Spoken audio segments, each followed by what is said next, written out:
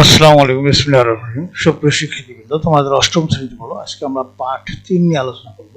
নুন সাকিন ও তানবিনের বর্ণনা। নুন সাকিন কি? যজমযুক্ত নুনকে নুন সাকিন বলা হয়, অর্থাৎ যে নুনের উপর যজম অর্থাৎ এরকম চিহ্ন থাকে তাকে নুন সাকিন বলে। যেমন আন, ইন, উন, অর্থাৎ নুন সাকিন থাকলে তার ডান পাশের হরফের সাথে শব্দটি উচ্চারণ করতে হয়। আশা করি তোমরা বুঝতে পেরেছ। এরপরে হচ্ছে তানবিন। দুই জবর, দুই জের, দুই পেশকে তানবিন বলা হয়। তানবিন কাকে বলে? তাহলে তোমরা বলবা দুই জবর, দুই জের, দুই পেশকে তানবিন বলে। তানবিনের মধ্যে একটি যজমযুক্ত নুন উজ্জ অবস্থায় থাকে, উচ্চারণের সময় তা প্রকাশ করতে হয়, মানে প্রকাশ পায়। যেমন রাজুলুন, রা জবর রা, জিম পেশ জু, লাম দুই পেশ লুন, রাজুলুন। এর উচ্চারণ হবে রাজুলুন বা রাজুলুন এর মতো। অর্থাৎ লাম হরফের তানবিনের বদলে লামের উপর পেশ ও নুন সাকিন পড়া হয়। নুন সাকিন ও তানবিনের হুকুম। নুন সাকিন ও তানবিনের উচ্চারণ একই রকম, এজন্য এই দুইটি বর্ণনা তাজবিদ শাস্ত্রে একসাথে করা হয়। তাজবিদে নুন সাকিন ও তানবিনের হুকুম 4টি, অর্থাৎ 4টে নিয়মে নুন সাকিন ও তানবিনকে পড়া হয়। এই 4টে নিয়ম হলো: একটা হলো ইদগাম, একটা হলো ইকফা, একটা হলো ইজহার, একটা হলো কলব বা এটাকে ইকলাবও বলা হয়। নিম্নে আমরা এগুলো বিষয়ে জানবো। ঈদগাম। ঈদগাম শব্দের অর্থ হলো মিলিয়ে পড়া, এক জিনিসকে অন্য জিনিসের সাথে মিলানো, এক হরফকে অন্য হরফের সাথে মিলিয়ে সন্ধি করে পড়া। তাজবিদের পরিভাষায় নুন সাকিন ও তানবিনের পর ঈদগামের 6টি হরফ থেকে কোনো একটি হরফ থাকলে নুন সাকিন বা তানবিনের সাথে ওই হরফকে সন্ধি করে মিলিয়ে পড়াকে ঈদগাম বলা হয়। ঈদগামের ফলে উভয় হরফ একই সময়ে উচ্চারিত হয়। ঈদগামের ফলে নুন সাকিন ও তানবিনের পরবর্তী হরফটি তাসদিদ যুক্ত হয়। যেমন হলো মার রব্বুক, মা রব্বুকা। এখানে ঈদগামের হরফ হলো 6টি, যথা হলো ইয়া, র, মিম, লাম, ওয়া, নুন। এই 6টি হরফ মুখস্থ রাখতে হবে। এগুলোকে একত্রে ইয়ার মালুন বলা হয়।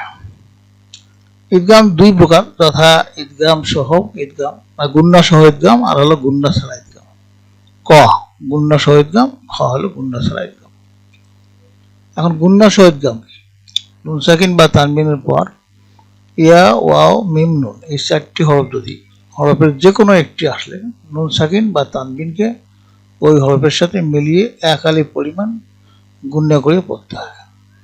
একে গুন্না সহ ঈদগাম বলে। এর অপর নাম হলো ঈদগামে নাকিস। যেমন মাইয়াকুলু লাকুম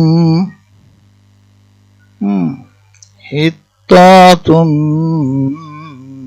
নাখফিরু। এখানে নুন সাকিন ও তানবিন এরপর ইয়া এবং নুন হরফ আসায় নুন সাকিন ও তানবিনকে ইয়া ও নুনের সাথে মিলিয়ে এক আলিফ পরিমাণ গুন্না করে পড়তে হয়। খ হলো গুন্না ছাড়া ঈদগাম। নুন সাকিন বা তানবিনের পরে যদি লাম এবং র এই দুটি হরফের কোনো একটি হরফ আসলে নুন সাকিন বা তানবিনকে গুন্না না করে ওই হরফের সাথে মিলিয়ে পড়তে হয়। একে গুন্না ছাড়া ঈদগাম বলে। অন্য এর নাম হলো কামিল।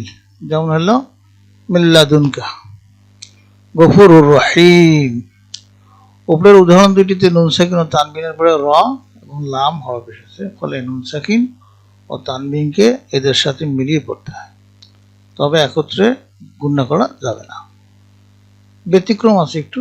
ব্যতিক্রম হলো ঈদগামের নিয়মে আমরা কিছু ব্যতিক্রম দেখতে পাই। যেমন সিনওয়ানুন, বুনিয়ানুন, দুনিয়া এই শব্দসমূহে নুন সাকিনের পর ইয়া ও ওয়াও হরফ এসেছে, কিন্তু এখানে ঈদগামের নিয়মে নুন সাকিনকে পরবর্তী হরফের সাথে মিলিয়ে তাসদীদ সহ পড়া হয় না। এর কারণ ঈদগামের উদ্দেশ্য হলো শব্দের উচ্চারণকে সহজ করা। এইসব শব্দে মিলিয়ে পড়তে উচ্চারণ কঠিন হয়ে যায়, এজন্য শব্দগুলোকে ঈদগাম হয় না। এরপর হলো ইকফা। ইকফা অর্থ গোপন করে পড়া। ইকফার হরফ হলো 15টি।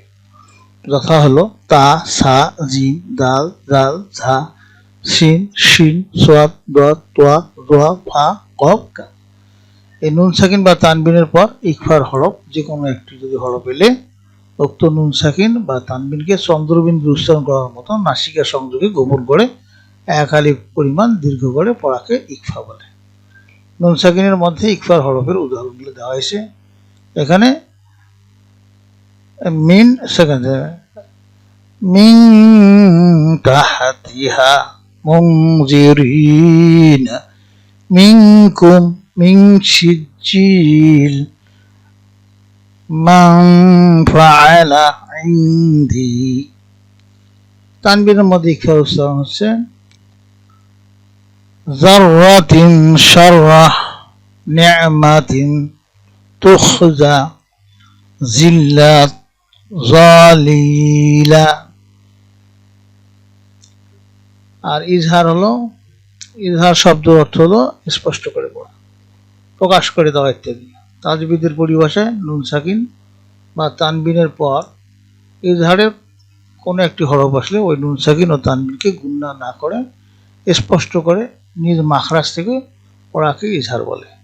ইজহারের মোট হরফ হলো 6টি: হামজা, হা, হাও, হা, আইন, গাইন।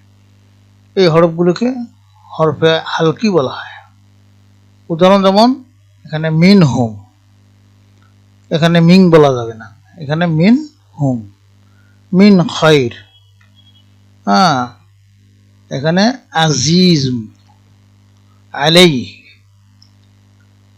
আর এই যে কলব বা ইকলাব, ইকলাব বা কলব, কলব বা ইকলাব অর্থ হচ্ছে পরিবর্তন করে পড়া। তাজবিদের পরিভাষায় নুন সাকিন বা তানবিনের পর যদি বা হরফ আসলে ওই নুন সাকিন বা তানবিনকে মিম দ্বারা পরিবর্তন করে এক আলিফ পরিমাণ গুণনা সহ পড়াকে কলব বা ইকলাব বলে। ইকলাবের হরফ মাত্র একটি, এটি হলো বা। উচ্চারণের সময় যেমন মিম বাদি সামিউম বাসির, এখানে ওই যে বাটাকে বিলুপ্ত করে এখানে মিম দিয়ে উচ্চারণ করা হয়েছে। এখানে মিম, এখানে নুটাকে এখানে মিম দ্বারা বদল করে বাকে মিম দ্বারা মিম বা আদি বদল করে পড়ানো হয়েছে। উল্লেখ্য, কোরআন মজিদে ইকলাবের অবস্থায় নুন সাকিন বা তানবিনের পাশে ছোট করে মিম হরফটি উল্লেখ থাকে। প্রিয় শিক্ষার্থীবৃন্দ, তোমাদের কাজ হলো তোমরা নুন সাকিন ও তানবিনের নিয়ম 4টি লিখে একটি চার্ট তৈরি করবে এবং শ্রেণীতে উপস্থাপন করবে। আজকে ক্লাসে পর্যন্ত। আগামী ক্লাসে আমরা পাঠ 4 নিয়ে আলোচনা করব, মিম সাকিনের বর্ণনা আমরা জানবো। তো তোমাদের সার্বিক মঙ্গল ও সুস্বাস্থ্য কামনা করে আজকে এখানে বিদায় নিচ্ছি। খোদা হাফেজ।